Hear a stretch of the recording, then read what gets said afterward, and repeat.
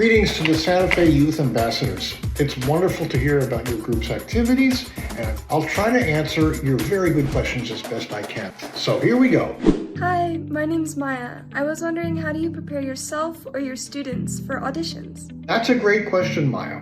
What I do is to pretend I am one of the judges, or several of the judges, and then I listen for things that they might object to. In other words, I take my own opinions out of it and try to warn my students that so-and-so might be a stickler for stylistic authenticity, another for intonation, another for charisma. So I try to be their jury. It's actually a fun challenge, and I've been right about jurors more than once.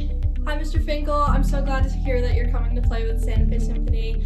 My question for you is, what is your most memorable piece of music you played? Lila, let's say someday you have 4 children and someone asks which is your favorite, and they are all standing right there in front of you. What are you going to say?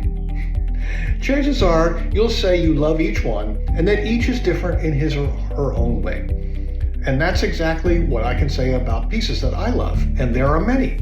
Hey David, my name's John, and I'm interested in becoming a professional musician. What was the hardest part about pursuing music as a career? The hardest part of a career as an artist is that there are no guarantees for success, because real artists need to be both objectively and subjectively good. The objective part is purely technique at what you do. Can you play in tune and in time? If you are a visual artist, can you draw figures, etc.? The subjective part is even harder. You and your work have to appeal, to pull people into your creative world. This takes a kind of charisma that telegraphs your passion for what you do. Perhaps the answer is in those 2 words combined: technique and visible passion. If you have both, you are well on your way.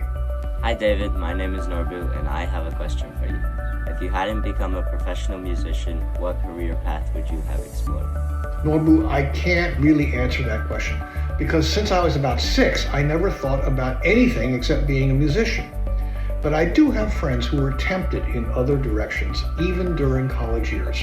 Some of them defected to other professions, but others simply had transformative experiences, like hearing a great concert that convinced them they were born to be a musician. If you or any of your friends are in doubt, I think it's healthy to ask yourself, why am I interested in music? Can I live without it?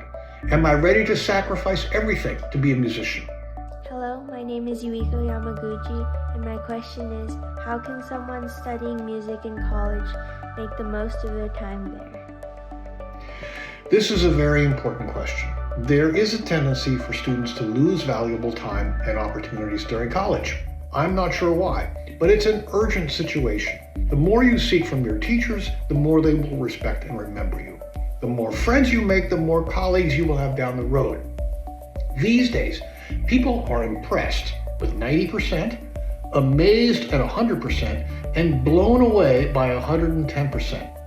If you do more than anyone expects, you will never be forgotten. I hope these thoughts, they're not really answers, are helpful, and I look forward to meeting you all soon. Thank you for your questions.